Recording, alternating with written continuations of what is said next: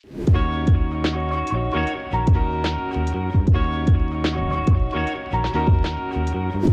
guys, and welcome to another episode of Meet Sean O'Neill. Today I've got Dr Rossawan, who's the CEO and trainer at SKILLL.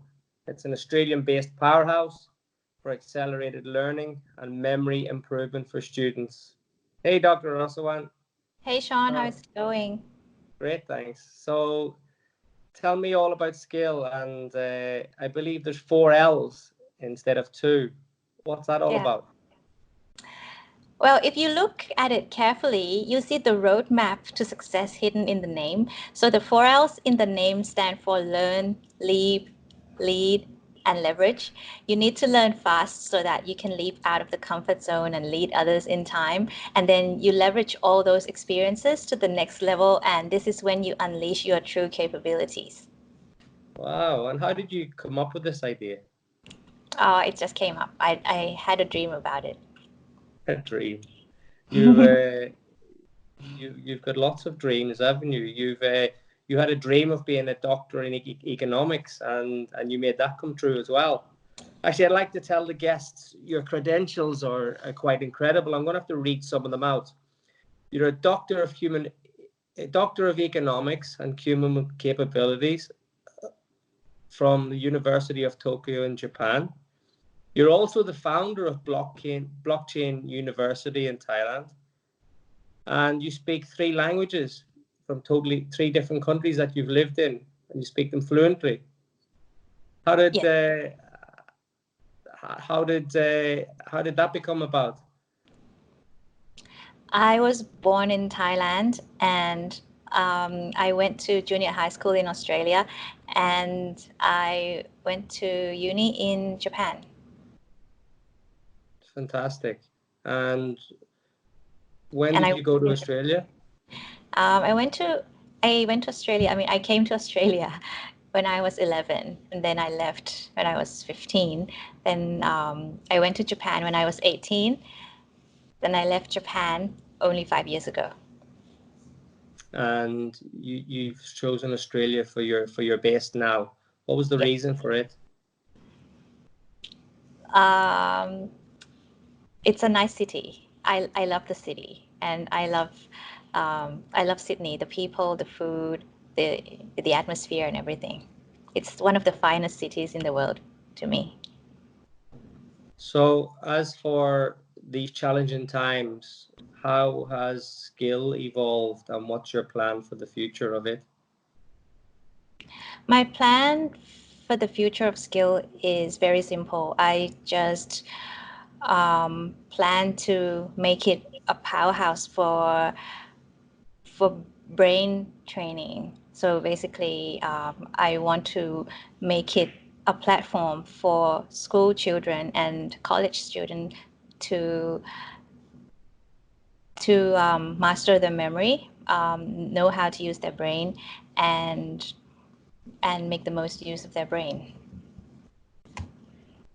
I guess I've had many questions over the years for people asking me how they develop into entrepreneurs or how they get their dream job. And more so now than ever, it is based on knowledge and being able to constantly evolve, especially through the current climate. So SKILLL this is probably the best time ever for people to get involved with SKILLL and actually take on the formula you have, so they can accelerate faster than they normally would. Yes, exactly. And right now, homeschooling is more important than ever. And with SKILLL, kids and even adults can learn how to self-educate themselves, and they have the platform for them to learn faster, to think better, to remember more, and to actually read faster. So all these are actually very important skills for you to excel in life, and it will help you in so many areas of life. Do you know, you're a doctor in economics, and one thing I've spoken about for a long time is actually your own personal economy, or anyone's own personal economy, because we all consider global economies, our national economics, but we don't actually think of our own. Most people don't know where they stand financially. They don't know how organized they are. They don't know how to stay focused direction. They don't know how to gain knowledge. Is this something you've focused on, and you've developed your own skills? So your own personal economy is as good as the global economy that everyone's worried about at the moment.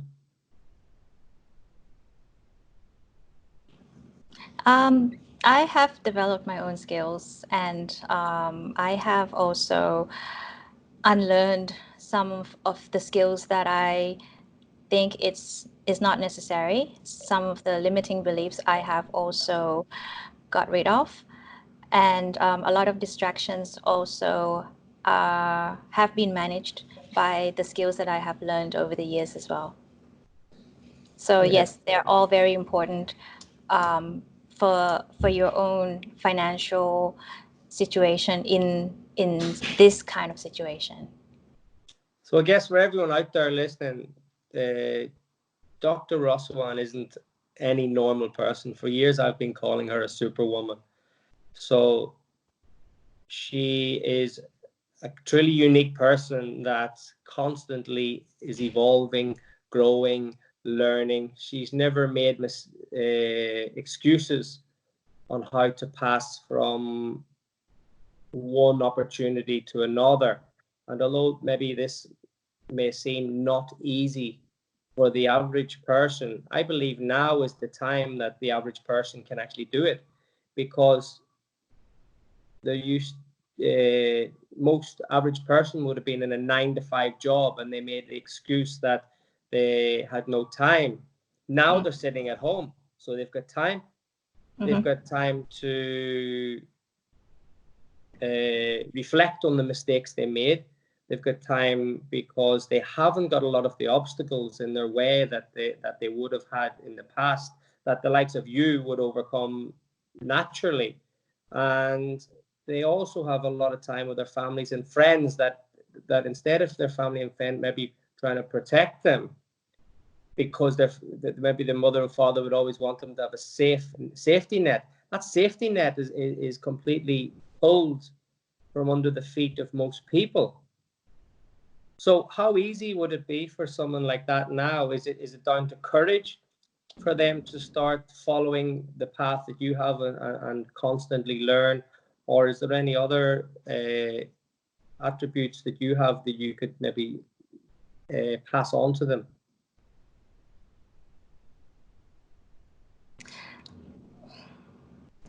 I think it's the mental asset that you need to maintain. It's one of the most important assets that you have. And in order to get through any crisis in life, you need to first believe in yourself and believe that you can get through this. And you need to know that you carry the DNA of a survivor. Your ancestors have survived and have passed on this ability to win over everything. So it's just a matter of you being confident or not. So I think that is the most important thing. And for me, confidence is something that has saved my life so many times. So just believe in yourself and believe that you can get through this. And it's not just you that's going through this. Everyone is in it together. I think you've also got bravery in you, haven't you? You mentioned your ancestors, but your grandfather has been a big impact in your life. Tell us a bit about him. Well, he's a fighter, and he's a survivor. It was the time in China where there's no food, and there was big famine around 1952 to 1962, and he escaped from China, and he was only about, if I remember correctly, he said he was about 13 or 14, and you know, if you're 13 or 14 years old, would you think about escaping to a foreign country on a boat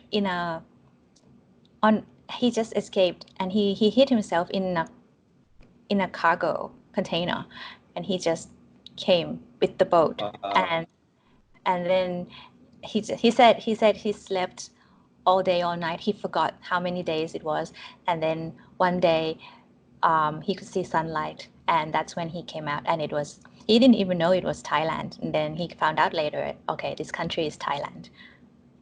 That's incredible, because that's within just a few generations. It's like we hear stories of tough times like that.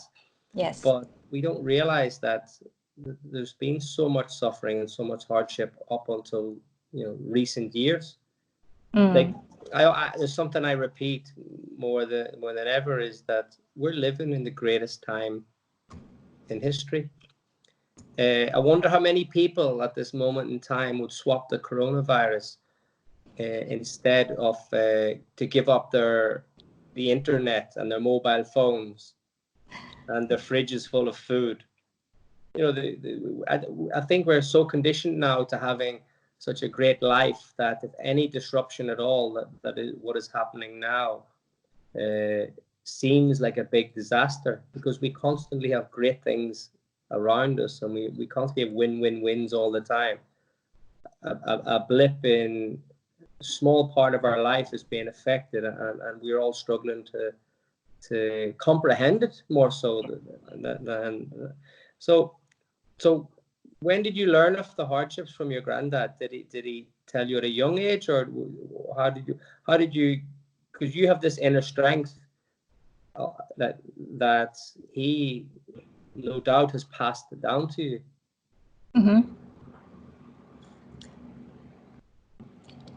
No, I didn't learn it at a young age. He made this promise to himself that he would not let his children or his grandchildren face any of such hardships that he faced. So I don't know if that's a good thing or a bad thing for us, because we were raised in a very luxurious way, and then all of a sudden, when there was a big economic crisis in Asia, when everything fell, we fell down with it as well. So I myself was not prepared for that. So my childhood was more than perfect, but my teenage years was a nightmare, and that's because we were not prepared. So now that I have experienced those kind of crises, and it's not just that economic crisis. When I lived in Japan, I faced a lot more crises, like the earthquake, the nuclear power plants explosion, and many other crises that you can imagine in Japan. So I have been through many of these crises, and every time I grew and I gained more strength. So it's more of my own personal experiences that have made me this strong. So you're conditioned now. You're a warrior and a highly intelligent person.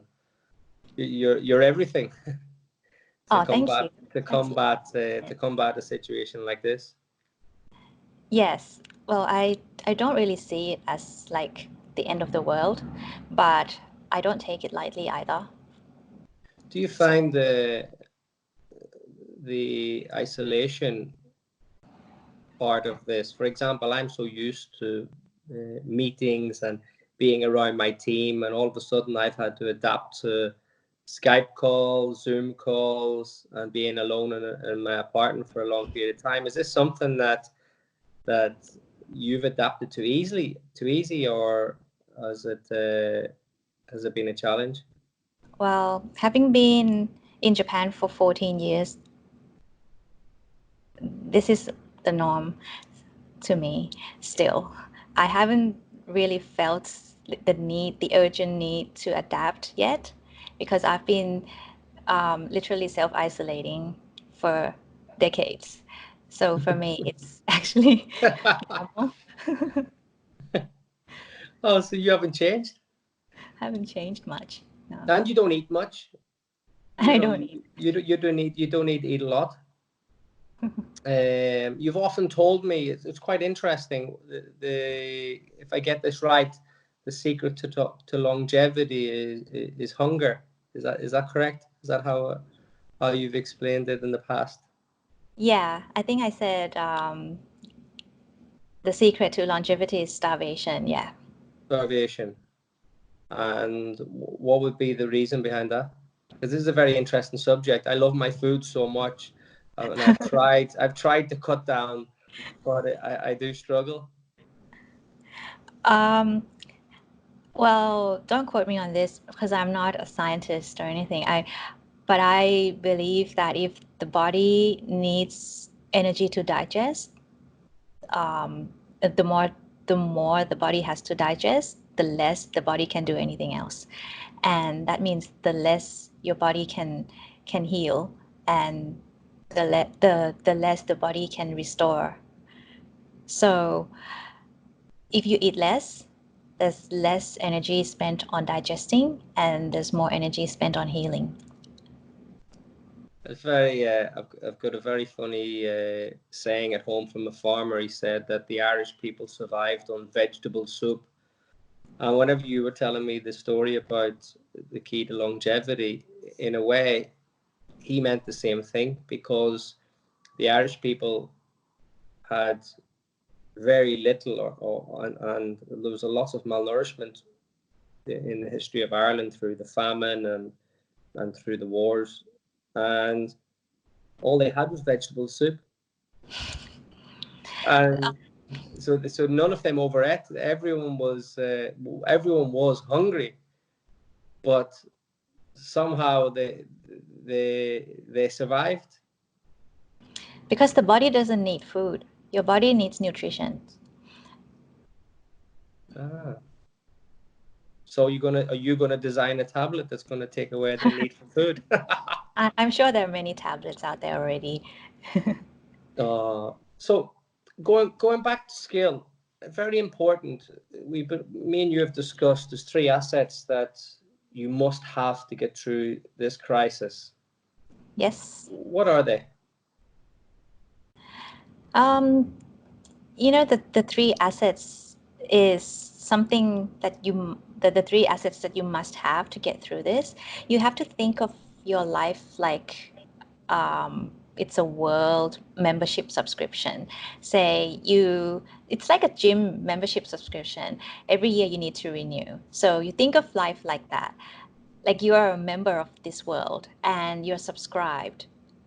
And now it's time to renew your membership. Okay. But there is a tough selection process because not everyone gets to renew, right? So your biggest interest right now is to make sure you are qualified. And to be qualified, the rule is very simple. You need to exercise on three assets. And the first asset you must work on is your physical asset. Okay. So how's your physical asset going? How would you rate your physical asset right now? Mine. Yes. So I keep fit. I'm training between 4 and 6 times a week at the moment. So my physical side is quite good. My nutrition is quite good. I just maybe eat a little bit more than I should, but I'm Oh, definitely getting my nutrition. So that's the okay. first one, yeah. So do you go to the gym? I'm just curious Well, because gyms in Australia are closed no. and you So can't. at the Yeah. moment, I've used outside space, or I've been going running or cycling. So for this morning, for example, I did a a 1 hour strength and conditioning workout with my coach in an outside car park, All where it right. was just me and him. So we had distance between each other, and we Mm-hmm. did all body weight exercises. So there was no equipment, and it was tough. Okay. Other days I've tried to start off in the morning with a 20-mile bike ride, and maybe some hill sprints in the evening. There's a hill outside my apartment now. It's a main road, and there's a hill, and me and a few of my team were doing hill sprints up the middle of it the other day. But three of us kept our distance, and we did our hill sprints, which is kind of bizarre on a main road that you can sprint up it. So that was quite fun. All Yeah. right. Mm-hmm. Yeah. Yeah, that's very good. So you're keeping fit and healthy. But there's something else that you need to do as well to keep to maintain your physical asset. And I'm Mm-hmm. only speaking about this to responsible adults and leaders that have responsibility for other people. Because if you are a leader, a boss, you are a boss, right? Or if you're a parent or a teacher, it is our role as adults or as elders to get everyone else through this. And these younger people, they don't really understand what the issue is at the moment. They think it's something that is they just don't care about it. They think they won't catch it. So the physical asset that I'm talking about is not only eating the right kinds of foods or getting enough sleep or enough exercise. That is the basics that you have to do anyway. But I want you to stop treating it like a flu and treat it like a bioweapon. And just think of it as a bioweapon created by some party, and it's been designed to kill. Because if you treat it lightly, your prevention measures will be impractical. So I'm talking about going extreme, like wearing masks, rubber gloves, limited contact with public items, including cash, taking heaps of vitamin C, follow social distancing rules strictly, talking to people no less than 1.5 meters away from you and things like that. So the rule here is you must take care of yourself first in order to be healthy enough to take care of others. So you're not doing these extreme things out of your own personal fear, but it's because you are taking leadership. It's because you know your responsibility. You might think you're strong enough and you won't catch it, but you know what? You could be a carrier with the same jacket you wear to work every day or the cash you got from a local shop. So it's not about you, it's about everybody else. This is the time you decide if you want to step up and be an adult, because we are seeing world leaders. Your country's leader, for example, was tested positive. The prince was tested positive. Prime ministers, ministers, senators, it's like you're playing chess and then your queen's taken. We don't want that to happen to our own organization, especially in our small and medium businesses. Well, so tell me more. Is this something that if people that are doing your course on skill, will you bring parts of this teaching into it? Is there going to be a new norm that we discover, like where we won't go back to exactly where we have been before? Yeah, that's actually the second asset that I want to talk about, the new norm. That is a very good question because, you know, the mental asset is the second asset, okay? So you need to mentally prepare for the new norm. And don't hope that your government will be able to solve this for you. And don't even believe that this will end in a few months or even 6 months. Like, for example, when I was in Japan, earthquakes, just a few minutes of earthquakes have aftershocks for days or weeks. In my opinion, the aftershock for this one is going to take years, not 2 months, not 6 months, like what the media is saying. So don't stay useless and depend on your government benefits forever. Well, there's going Because, to be a lot of people questioning now about For example, do you need as many office staff in your business? Is it better to work from home? I think everything is going to be questions.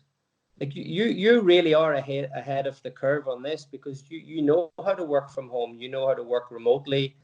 You have an incredibly positive, fit mindset. You're constantly learning, and you have a very healthy regime, fitness and diet. So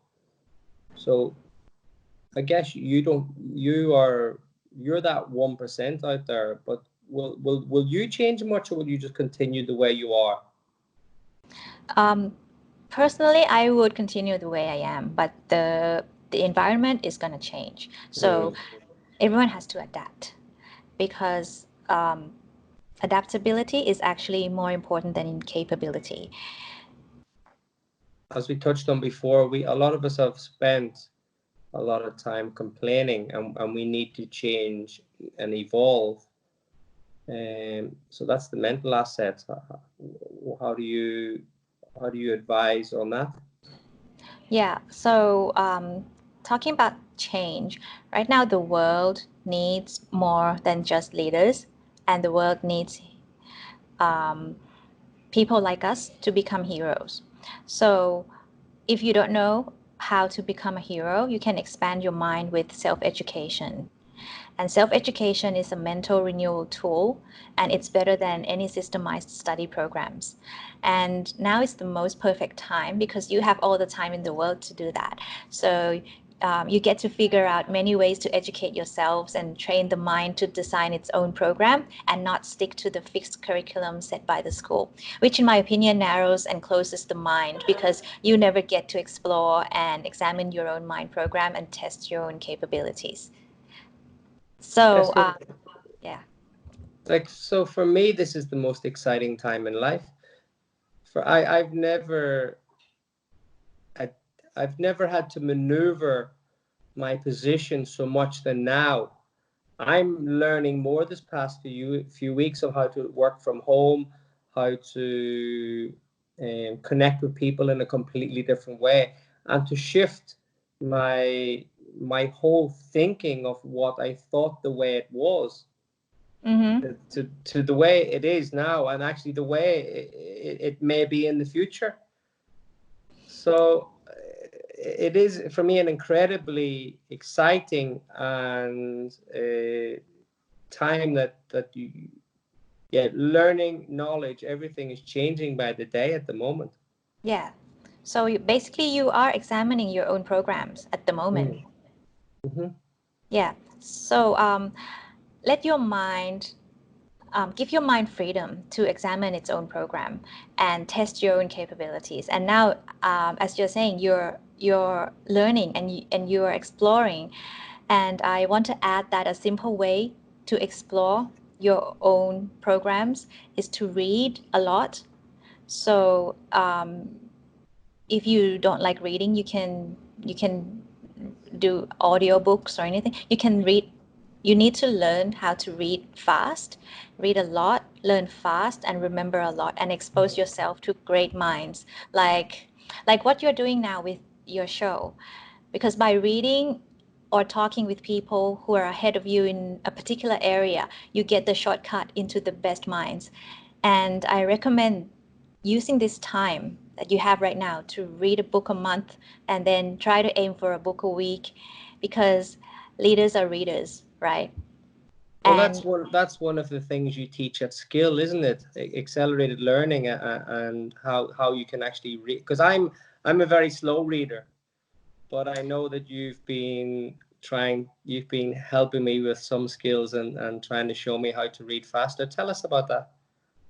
yes, because reading fast is actually an important skill. And all these skills that I have mentioned have been designed and put in a special program called Memory Sticks. I haven't told you about this yet, because Memory Sticks actually is a course that I created. And after the course, you'll be walking around like memory sticks, because that memory sticks in your head. Oh, fantastic, fantastic. Amazing. Well, there's one thing for sure, is if you're going to walk around and be depressed and insecure, you're not going to get anywhere. Yeah. So it's about positivity and being practical. That's definitely something that both of us are masters at. Yes. Yes. So yes, if you want to try learning how to trick your brain and memorize faster and read faster, you can register for my foundation class for free. That'll be amazing. We'll Yeah. we'll have to get we'll get all the details out there at the end of the show and let those people Yeah, I experience the power of skill. And you said you've got a yeah. third aspect. Yeah, the third asset to have is the emotional asset. And this is just answering your question earlier about there's no point walking around like walking or like memory sticks being sad and depressed, right? Hmm. The third asset is not primarily a matter of intellect. It's primarily a matter of emotion. It's highly related to our sense of personal security. Our brain's number one job is to keep us alive, right? Mm. So if the brain sees any insecurities, like what's happening right now is very insecure, right? The brain will create that fear in your mind for you to be scared. And this is not something to scare you off. This is something to protect you because most of the time the fear is conditioned, like fear of heights, fear of public speaking, fear of rejection. These fears are all conditioned fear. But the fear So of, yeah, so why is the fear of coronavirus so strong? exactly. That's what I was going to say. The fear of coronavirus is so strong because it challenges right into your actual reason why the brain created fear in the first place. And that is to keep you away from death. That's to move you away from pain. And how do we get rid of this fear? You don't need to get rid of this fear. You need you need this fear for you to be cautious and protective of yourself. But you can't go on as human being walking around being too scared. So to reduce the fear, you need to boost your personal security, and personal securities come from within. If we are emotionally insecure, even though we may be very smart, life can be scary. Mm, fantastic. Scary. Life is so quiet. Some people are very scared, and it's Mm. absolutely normal to be scared. And it's and actually it's very normal if you see people around you acting weird, like acting as if they're not scared. Some people will be in the denial mode and they'll say, oh, this is nothing, you will, this is gonna be okay. Or some people will be very aggressive. Some people will just feel sick. Oh, do I still have my lungs left? And things like So if that. there's one thing you were going to tell my audience right now, what would you tell them? um, If there's one thing I want to tell your audience right now, I'd say that if the greatest gift in the world is time, the greatest gift you can give yourself is the ability to learn quickly, because learning quickly shortens time and compresses decades into days. But you also need to know that the ultimate gift you can give yourself is the ability to unlearn as well.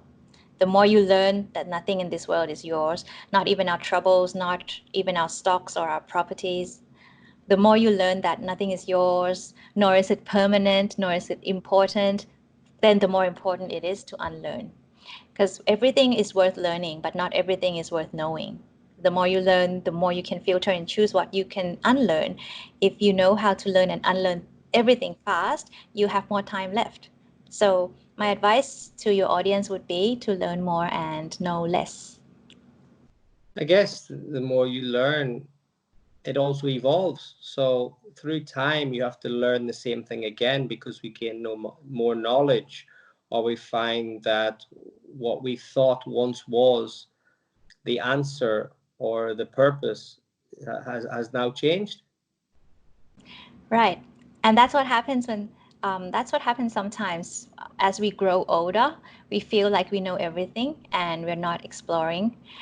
We're not using our powers of imagination, of creativity, of visualization. Those are the things that we want to bring back to help make learning come to life and make it fun again. Because if we don't learn, we don't grow. And if we don't grow, we die. So back to one thing that I know you're very passionate about is the community. And although you're incredibly busy with with skill and all the other things that you're doing behind the scenes, you still have time for the community. Tell us what you're doing with that. Um, yeah, so if I go back to the part where you need to boost your personal security, usually people feel security from helping other people in a meaningful way. So when you see yourself in helping and creative mode or making a difference to the world, you start feeling useful again because you're blessing the lives of other people. And so we need to serve to increase our personal security. And there are so many ways to serve. Service is, to me, it's like the rent we pay for the privilege of being a world member. So for me, I offer free online course on how to trick your brain and improve your memory. And my family also makes free meals and feed jobless people every weekend now. It's an amazing feeling to be a blessing, and it boosts your sense of personal security as well. And these are all little things you can do to help create a win-win solution. Yeah, so you're a true all-rounder. You're also a true entrepreneur because an entrepreneur doesn't dwell on the problem; they find a solution. I never thought of it that way, but yes, you're correct. Amazing, amazing. My grandfather told me to follow my heart and not my head because my head is not that good. Is that a He said, compliment? I don't know. He said, oh, your head is not that good anyway, so why don't you follow your heart because your heart is so good? So, okay, I'll follow my heart. But you know what? In the end, the heart is in the head. So, So it's a yeah, combo. yeah, it's your heart is in your head. So, you need both. So, when you say follow instinct, you actually need to follow both. Your Mm. experiences, um, the information you've gathered all these years, your instinct, listen to your fear, and take the risks. Yeah, you And do all I of it. guess be resilient. Resilient is something that I believe because you'll constantly get knocks. Your head and your heart will constantly get knocks, but it'll toughen you up in the long run. Hmm. Absolutely right. Fantastic. There's a great statistic that over 50% of businesses fail within 2 years. I wonder how that statistic's going to change in the coming years ahead. But people dwell on the failure of business. I always say that then there's 50% of businesses within two years are continue to succeed. And a lot of advice that I would give to people is that if you truly believe you're in that 1 or 2% category, whether it's through wealth, whether it's through happiness, whether having a great family, then it means that if you're in that high percent or that low percent of success, everything that's happening around you is irrelevant. And I feel that what's going on in the world now is not relevant to me because I will maneuver my way through it and succeed as a person, whether that's health, fitness, physical and mental, and in my business. Yeah. Oh, question or answer, statement. And I just want to add that it's not about you, it's about everyone else. So no matter how hard you try to keep fit or try to avoid failure or be emotionally strong, if you keep thinking about yourself, you go nowhere. But if you think constantly about how I can serve the world, how can I help people, how can I deliver this in the way that they will benefit from me, and if you keep thinking in that creative and helpful and meaningful way, your life will soar. Absolutely, yeah. So when you look after others, you do get a lot back without even expecting it. It's like our team now. I feel like I have to stay strong for my team. I'm here now to serve them and keep everyone together, whether that's in a business sense or whether it's in my personal sense, because we are also a family. And if Yeah. we didn't stay together and look after each other and be there for each other, then if I was to crumble, then they would crumble. If I wasn't able to support them and they weren't able to support me, so we're kind of, it's like a web. We're there to keep each other strong and hold everything together. Yes, definitely.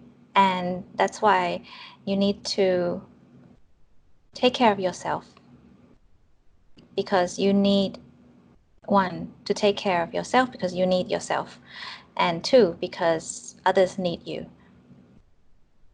And by taking care of yourself, you already become a hero in so many ways. So beautifully said. Yes. So remember the three assets you need to have. One, your physical asset, be healthy. Two, your mental asset, live with it and be a hero. And three, your emotional asset, be of service. And the bonus advice that I gave you, learn more and know less, and you can keep growing that way. So for everyone out there, can you tell us how they can get in contact with you through your Instagram, your web page? My website is skill.com. That is SKIN4Ls.com. And my Instagram is Dr Rossawan, DR with no dot, and Rossawan, Rossawan. So you can follow me there. Fantastic.